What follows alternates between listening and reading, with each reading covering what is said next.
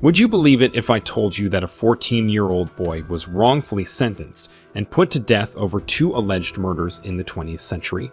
Believe it or not, this is a true story about a boy named George Stinney Jr. and his wrongful conviction for the murder of 2 young white women. Watch the whole video to find out more. George Stinney Jr., a 14-year-old African-American male, was born on October 21, 1929. George lived in Alcolu, South Carolina with his parents and 2 siblings. In the small, working-class mill town of Alcolu, the black and white neighborhoods were divided by railroad tracks. Small southern settlements at the time were characteristic of the town, and there was little interaction between white and black citizens due to segregated schools and churches. The police came to know about George and his family when they were investigating the case of the 2 missing girls. The police found the dead bodies of the 2 girls named Betty June Binnicker and Mary Emma Thames, beaten severely with a railroad spike, and was put in a waterlogged ditch behind the bushes. During the investigation, the police reported that George and his little sister were the last 2 people to see the 2 girls alive.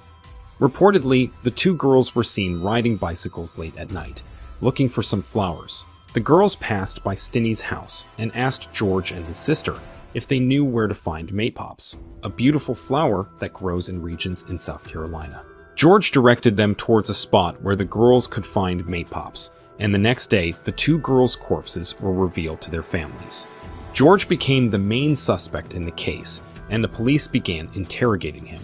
While interrogating George, he reportedly revealed there was a hidden piece of iron at the crime scene, and eventually confessed to killing Betty June Binnicker, 11, and Mary Emma Thames, 8.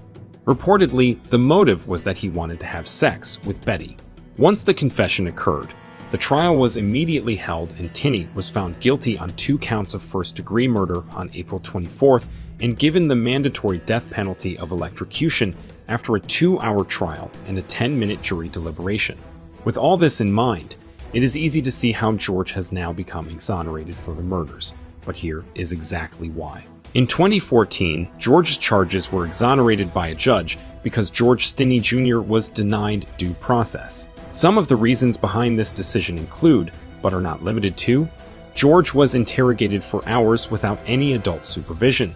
The confession was just word of mouth from the sheriff at the time. There were no African Americans allowed in the courtroom. He was appointed a tax lawyer.